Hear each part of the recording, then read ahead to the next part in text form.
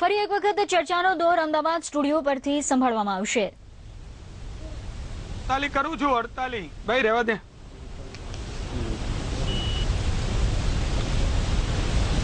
ઈટીવીના વિશેષ કાર્યક્રમ સત્તા સંગ્રામમાં આપનું સ્વાગત છે। હમણાં જ મળતા અહેવાલો મુજબ અત્યાર સુધીમાં ગુજરાતમાં સરેરાશ મતદાન 48% નોંધાયું છે।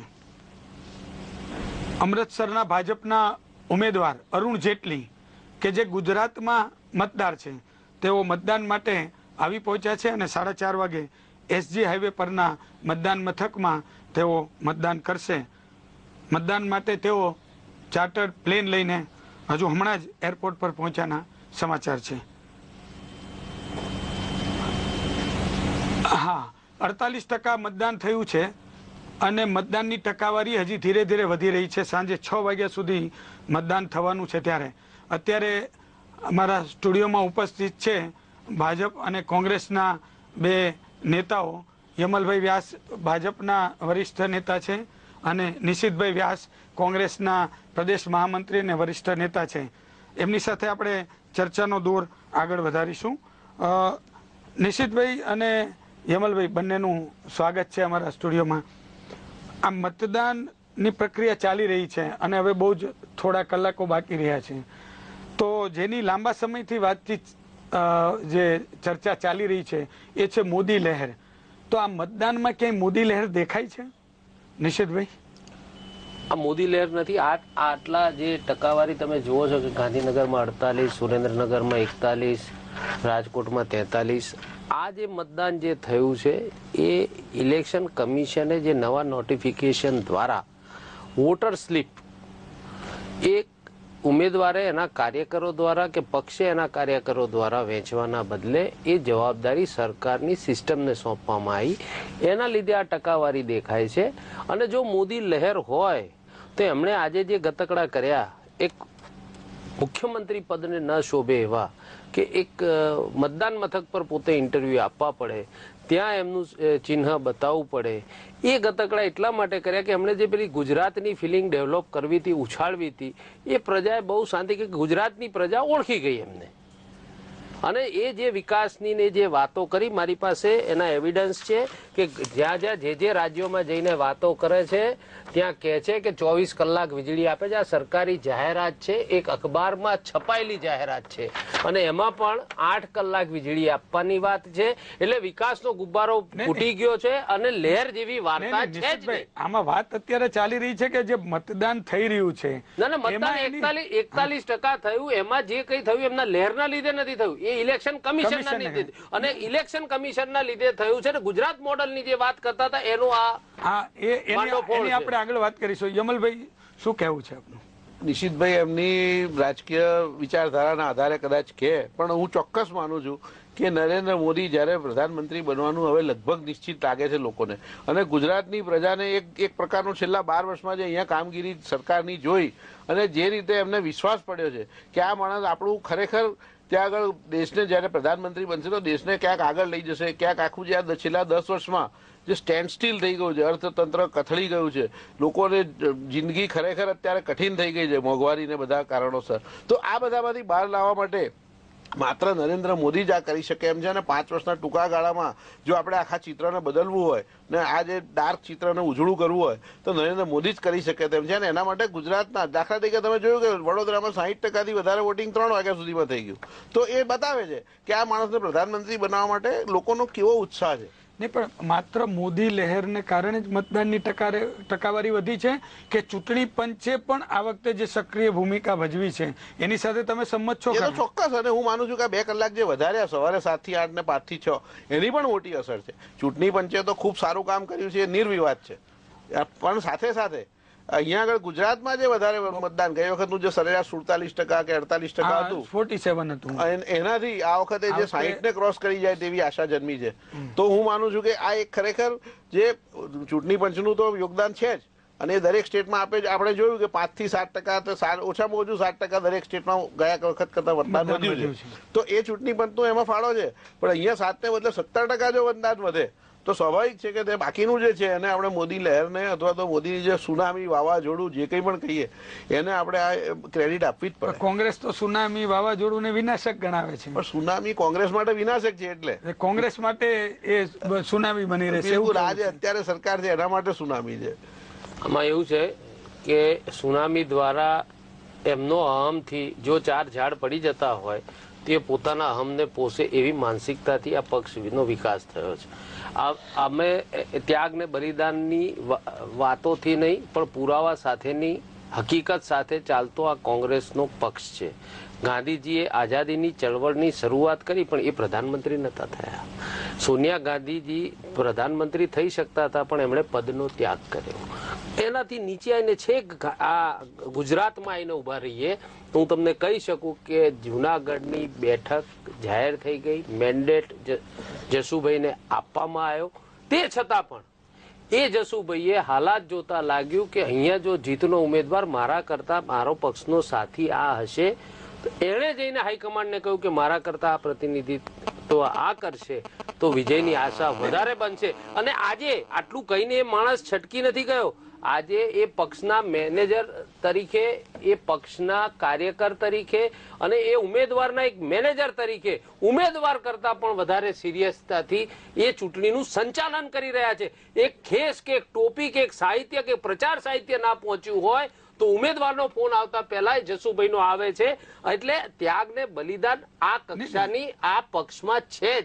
ત્યારે આમને એવું છે કે મારો રોટલો શેકાઈ જાય, મારો રોટલો શેકાઈ જાય તો દુનિયાનું જે વિનાશ થવો હોય થાય. એટલે એ સુનામી શબ્દ વાપરવાની એમની માનસિકતા. આપણે વાત કરી રહ્યા હતા કે લહેર જે છે મોદી લહેર, એની મતદારો પર અસર તમે કહો છો કે નથી, અને ચૂંટણી પંચની પરિણામ આવશે કોંગ્રેસની પણ નથી. ના ના, પણ અમે કોઈ આવા દાવાઓ કર્યા નથી. 16મીએ રિઝલ્ટ આવશે. કોંગ્રેસની બેઠકો ભાજપ કરતા ગુજરાતમાં 110% વધારે આવશે.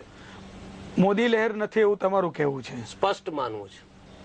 યમલભાઈ, આમ તમારું કહેવું એવું છે કે મોદી લહેર છે ને મોદી લહેરથી આકર્ષાઈને જ મતદાન થઈ રહ્યું છે. ચૂંટણી પંચ માટે પણ થોડી તમે એમની ભૂમિકાને પણ તમે આ સ્વીકારી છે. પણ અમારી પાસે જે અત્યારે આંકડાઓ આવી રહ્યા છે એ આંકડાઓ મતદાનના એ સવાર સુધીની લાંબી કતારો હતી, પણ એ પછીનો જે ટ્રેન્ડ છે ધીમો પડ્યો છે.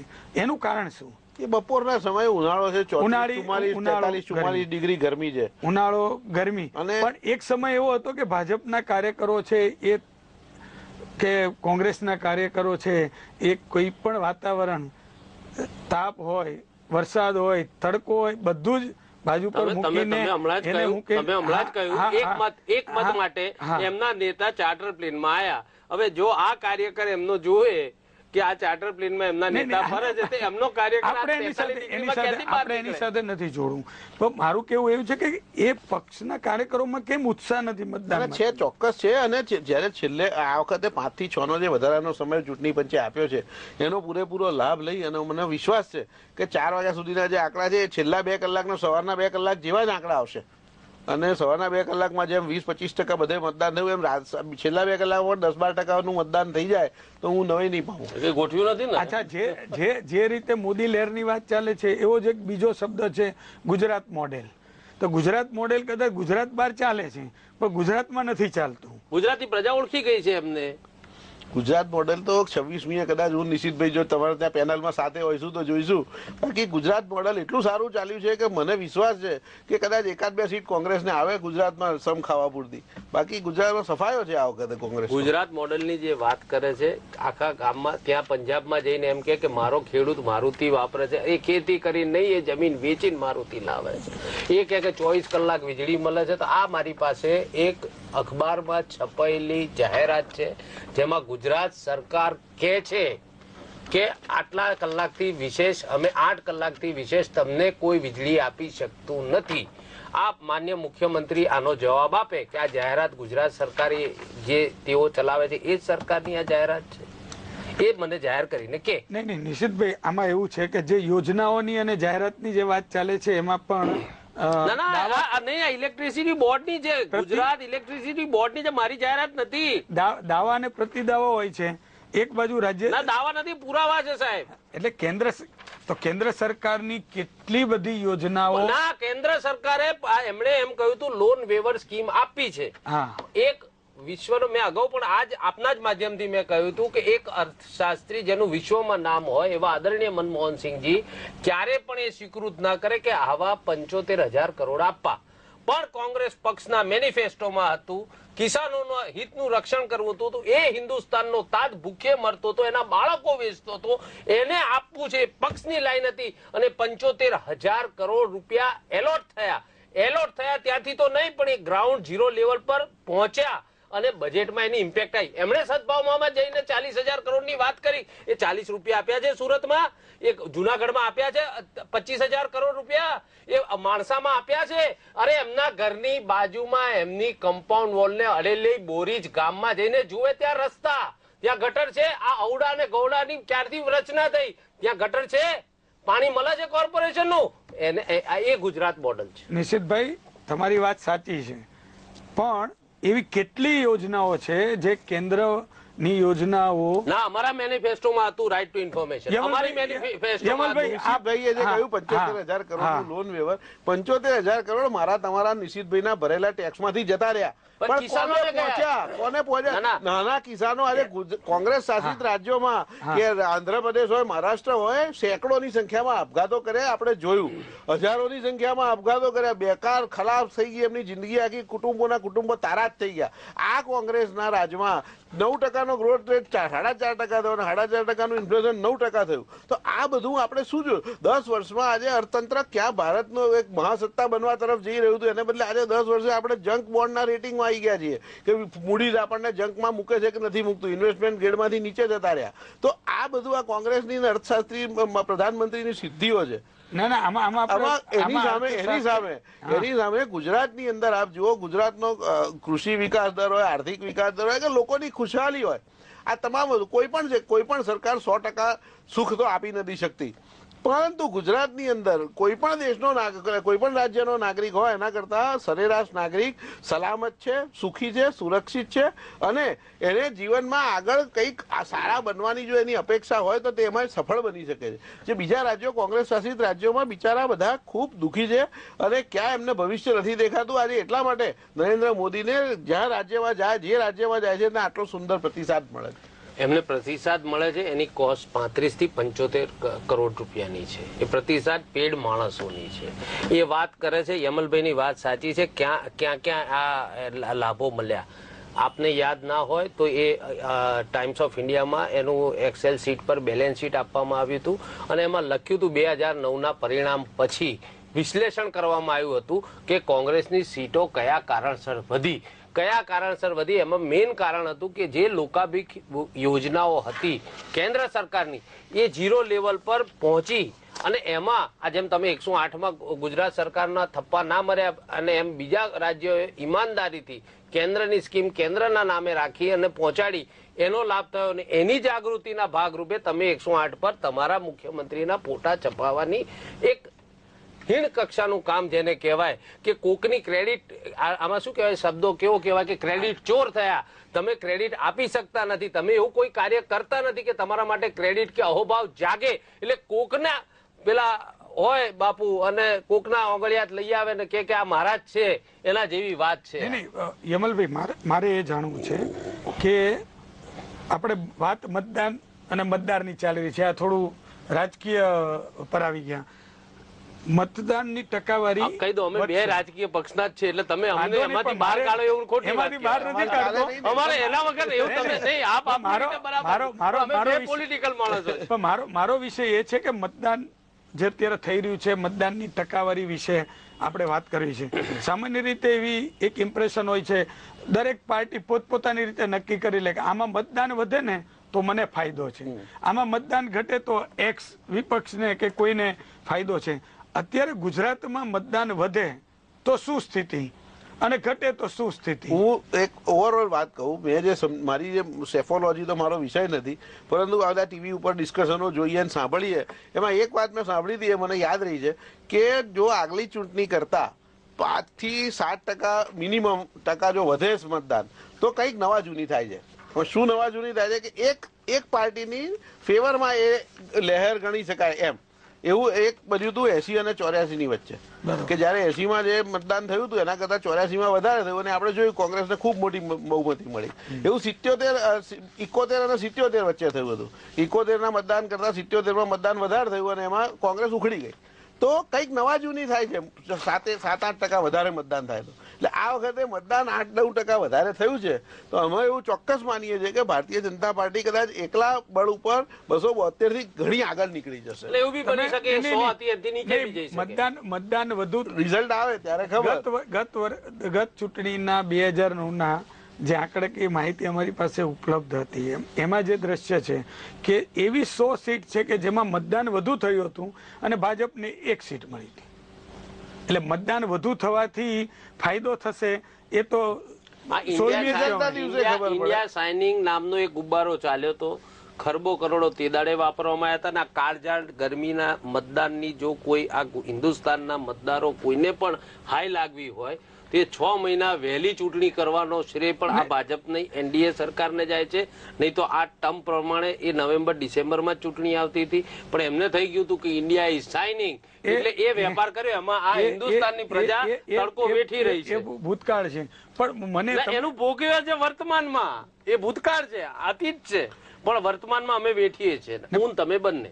મતદાનની જે ટકાવારીની વાત કરીએ છીએ એમાં વધુ મતદાન ઓછું મતદાન એ તો સાંજે 6 વાગે ખબર પડશે.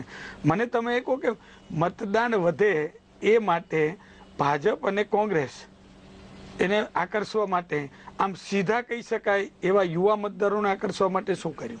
ભાજપે તો જે સોશિયલ મીડિયામાં અત્યારે છવાયેલા છે નરેન્દ્ર મોદી, અને એ તો એક સ્વીકૃત વાત છે કે નવા 10 કરોડ મતદાન જે મતદારો થયા છે એમાંથી સમજો કે 6 કરોડ મતદારો મતદાન કરશે. 60%ની સરેરાશ આપણે દેશની ગણીએ તો 6 કરોડમાંથી હું એવું ચોક્કસ માનું છું કે 4 થી 5 કરોડ તો સીધા ભાજપના મતદારો થયા છે.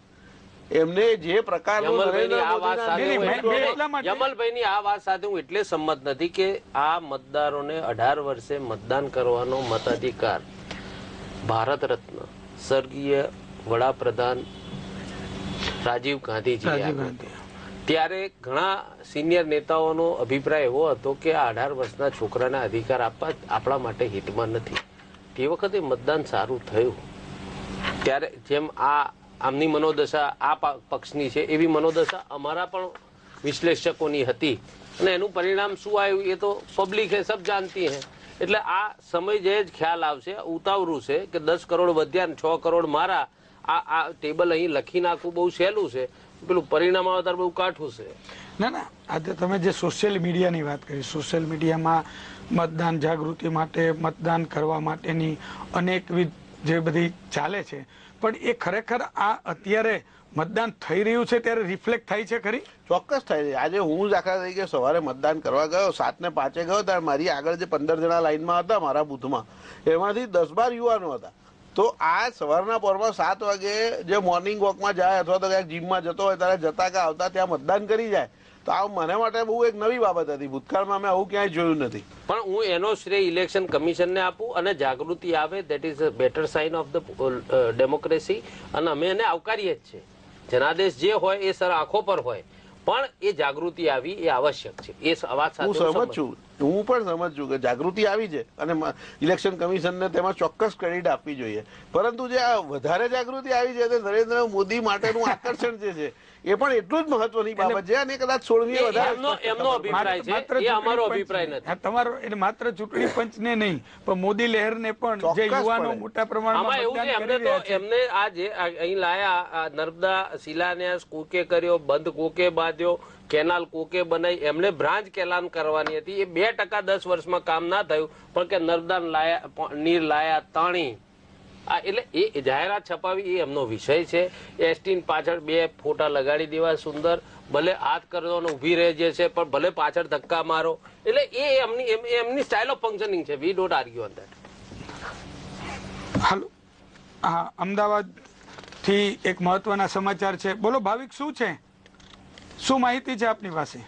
હારી જો સાહેબ આપણે વાત કરીએ કે અમદાવાદની જે વાત કરીએ તો અત્યાર સુધીમાં 3 વાગ્યાની જે છેલ્લો આંકડો હતો એ પ્રમાણે 48% જેવું પૂર્વમાં અને અમદાવાદની પશ્ચિમની બેઠક પર 47% જેવું મતદાન થયું હતું 3 વાગ્યા સુધીમાં. આશરે છે ને 12 થી 1 વાગ્યાના સમયગાળા બાદ મતદાનની જે ગતિ હતી એ થોડી ધીમી પડી ગઈ હોય તેવું લાગી રહ્યું હતું. બપોરનો સમય હતો અને ગરમીના કારણે કોઈ બહાર મતદાન કરવા માટે નીકળતું ન હોય તેવું લાગતું હતું. પણ જેમ જેમ 4 વાગ્યા છે તો છેલ્લો 2 કલાક હવે જેમ કે બાકી રહ્યા હતા ત્યારબાદ હવે મતદાન મથકો પર થોડી મતદારો છે એમની આવવાની જે શક્યતાઓ છે વધતી જાય છે અને સંખ્યા પણ વધતી જતી દેખાવા જોઈ રહી છે. અચ્છા, મતદાન કેન્દ્રો પર યુવાનોની કેટલી સંખ્યા દેખાય છે? યુવાનો દેખાય છે? યુવાનો એ તો મોટાભાગે સવારે જે મતદાન કરી દીધું છે. અત્યારની જો આપણે વાત કરીએ તો જે 40 થી 50 થી 60 વર્ષના જે લોકો છે એ લોકો અત્યારે વધુ દેખાઈ રહ્યા છે અત્યારે મતદાન મથકો ઉપર. એટલે ગરમી ઓછી થવાને કારણે મતદારો હવે ધીરે ધીરે આવી રહ્યા છે. હા, ધીરે ધીરે મતદારો આવી રહ્યા છે. આપણે વાત કરીએ કે 12:30 થી 3:30 સુધીનો જે સમયગાળો હતો તે દરમિયાન ખૂબ જ ઓછું મતદાન થઈ રહ્યું હતું. પણ જેમ 4 વાગ્યા 4 થી 4:30 અડધો કલાકની જો આપણે વાત કરીએ તો જે 2 કલાકમાં જેટલા મતદાન હતા છેલ્લા અડધો કલાકની અંદર આવી ગયા છે મતદારો અને હવે ધીમે ધીમે વધુ મતદારો જે આવતા જતા રહ્યા એવું લાગી રહ્યું છે મતદાન મથકો ઉપર.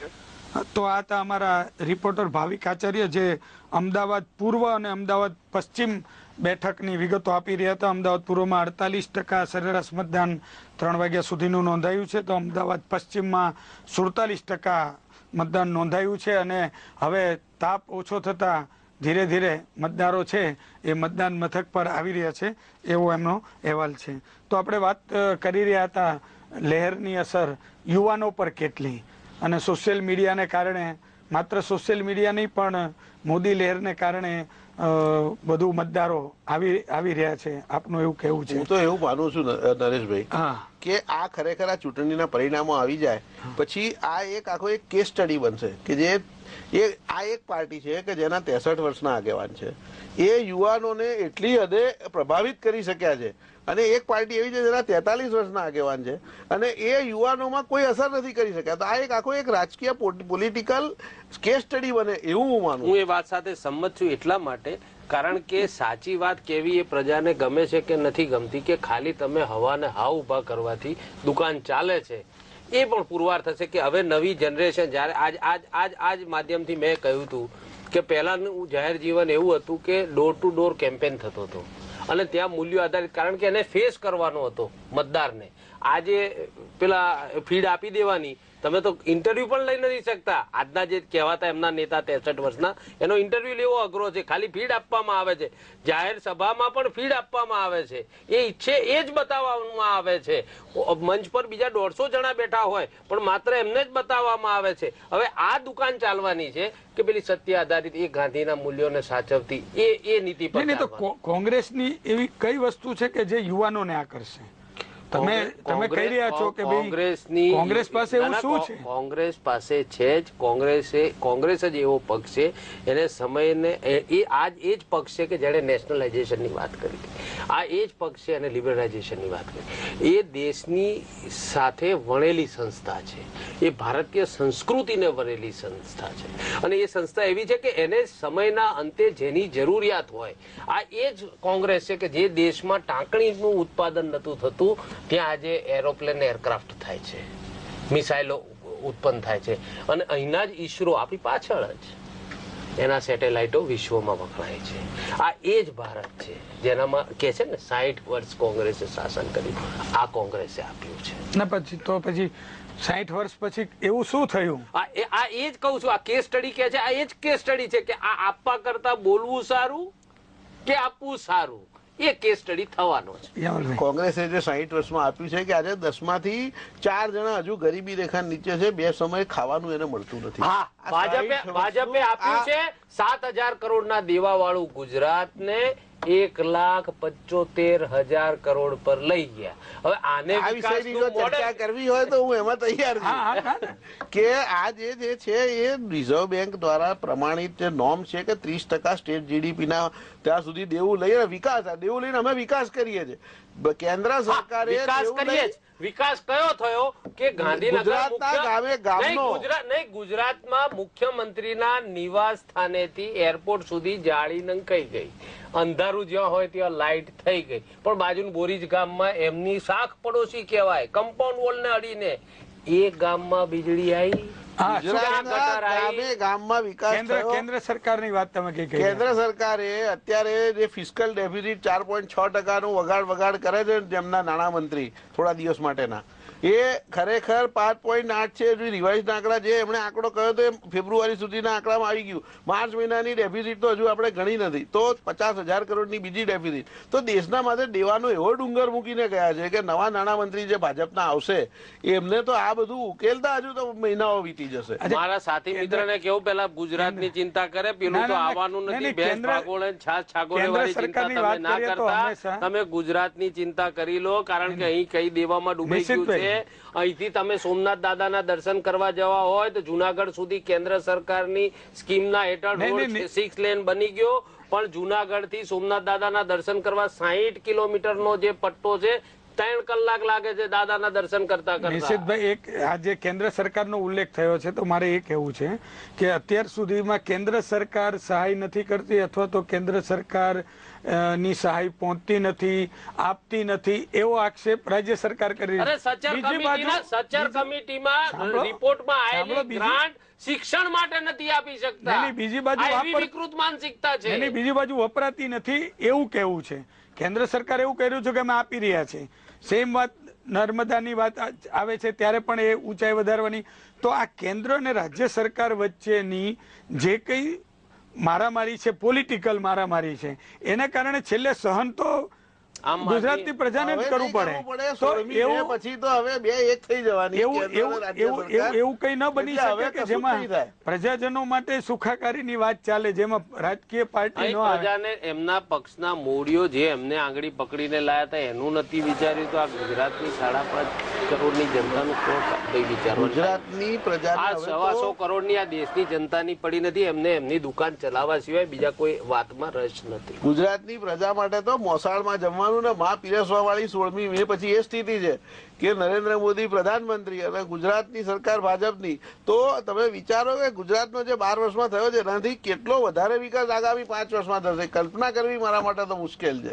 આશા રાખીએ કે એ વિકાસની વાતો કરે છે અને જે બદલાવાની છે એમ એ તમે કહો છો સાચા પડો, કેન્દ્રમાં પણ કોંગ્રેસ હોય ને ગુજરાતમાં પણ કોંગ્રેસ આવે એવું થશે ત્યારે આ તમે જે વિચારો છો એ શક્ય બને. એ જયારે બને ત્યારે ભારતમાં જે સ્થિતિ છે એમાં દરેક વખતે એવું શક્ય બનતું નથી કે રાજ્ય સરકાર જે પક્ષની હોય જે કેન્દ્રની હોય. પહેલી વાર તમને મારું કેવું કે આ કદાચ પહેલી વાર એવું થયું છે. પહેલા એવા મુખ્યમંત્રી છે કે એમણે રોડા નાખવા સિવાય કોઈ વેપાર નથી કર્યો.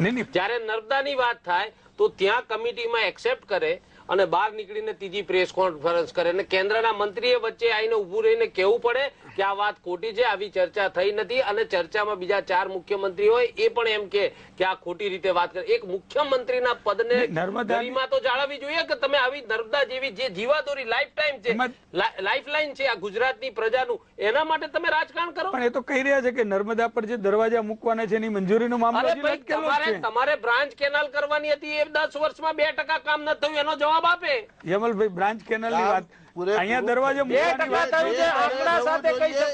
થઈ રહ્યું છે. પણ કોંગ્રેસની કેન્દ્ર સરકારને ગુજરાત પ્રત્યે પહેલેથી ઓરમાયું વર્તન છે, આજની વાત નથી. જયારે એમની રાજ્ય સરકાર હતી ત્યારે મને યાદ છે વર્તન હોય તો ઓપેલ નો આવત નહીં, પેટ્રોફિલ્સ આવત નહીં. ઓરમાયું વર્તન ક્યારે નથી. આને પીળા ચશ્મા પહેર્યા હોય બિલકુલ યાદ છે કે જયારે પીળા ચશ્મા હોય, કમળો થયો હોય એને પીળું દેખાય. હું નાનો જયારે સ્વર્ગસ્થ અમરસિંહ ચૌધરી ગુજરાતના મુખ્યમંત્રી હતા ત્યારે 4 દિવસ દિલ્હી જાય, ગુજરાત ભવનમાં રહીને પ્રધાનમંત્રી રાજીવ ગાંધીને મળ્યા વગર પાછા આવે. આવું અરમાયું વર્તન હતું અને પોતાના મુખ્યમંત્રીને સમય નતા આપતા ત્યારના પ્રધાનમંત્રી. આ પ્રજાના